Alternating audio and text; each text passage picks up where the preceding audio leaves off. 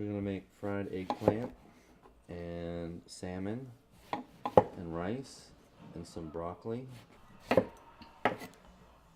Phoebe and I met in Grand Central Station May 20th, 1995. I actually have a Polaroid from the first day we met. My name is Liran. So yeah, we were together for 4 years, then decided to get married, and total it was almost 18 years. Ilani, can you go downstairs and get me falafel? So this is 2008, and she was playing with the boys on the bed in our bedroom. For whatever reason, she was laying and her arm was up, and she kind of felt a lump. Is it? Yes, thank you. She had done the CAT scans and the MRIs and all that stuff, and basically he was like, "Look, the reality is you're already stage 4." The kids adjusted to it very well. I think the little one doesn't remember her with hair at all. We never hid anything from the boys. Surgeries are easy to explain because you can see a wound, you can see a scar, you can see a cut, you can see a bandage.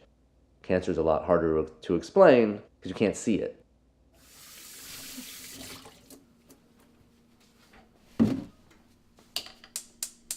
But now her body's been through the ringer for 3+ years, plus brain surgery, plus a seizure, plus brain radiation, numerous surgeries. It was very clear that as tough as this woman is, that we just entered the beginning of the end. So then it was the challenge of getting into, hospice care, not at home. I had to tell the boys that their mom wasn't coming back.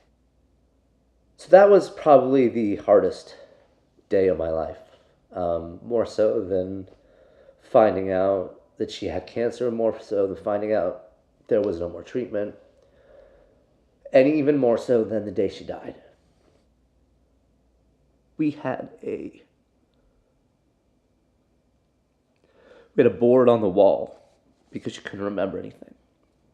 And it said what day it was. And if I went to the store, I'd say, Lirana's at the store. So she can always look and read and know what was going on. The night before, the boys wrote little valentines. So now they go down, and Elon goes straight to the board and starts erasing his valentine. And I'm like, "What are you doing, bud? Like, don't..." He said, "No, I gotta write something new." So he just wrote, "Mom will miss you." Mind you, Phoebe hadn't responded, didn't move much, didn't anything.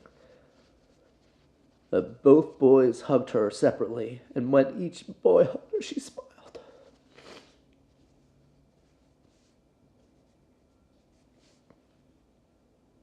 I miss her. But I don't miss her like a lover. I miss her like a best friend, like a soulmate. And that, I think, in a way, is almost harder. But I don't have many bad days. Like, it's really kind of crazy. Like, I've never been so optimistic, ever. She gave me a gift. She gave me 17 years of one hell of a ride. And she gave me a second life. A second chance to do whatever the hell I want to do. And 2 little boys to be her legacy.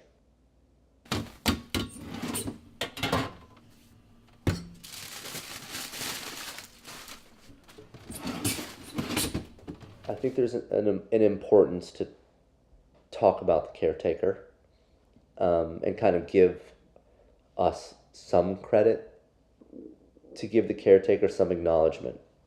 As important as it is to take care of yourself as a caretaker and grieve and mourn and go through whatever you need to go through, it's also important for the former caretaker to move on.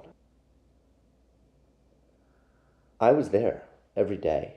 I was there for everything, for every pain, every complaint, every laugh.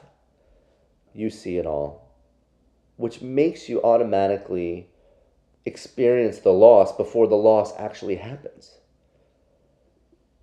So for me, a year later, I want to meet somebody. I want to have another companion.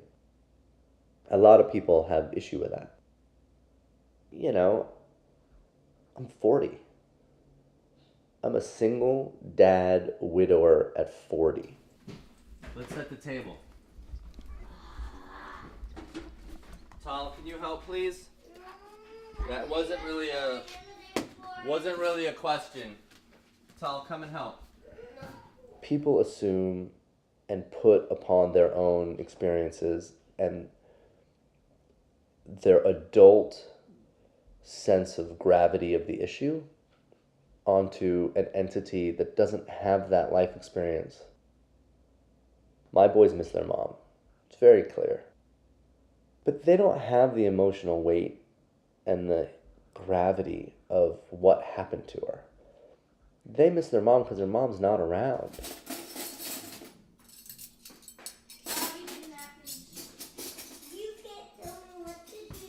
So for me, it's about teaching the boys to be proud of who their mom was and celebrate who she was rather than always talk about her not being around.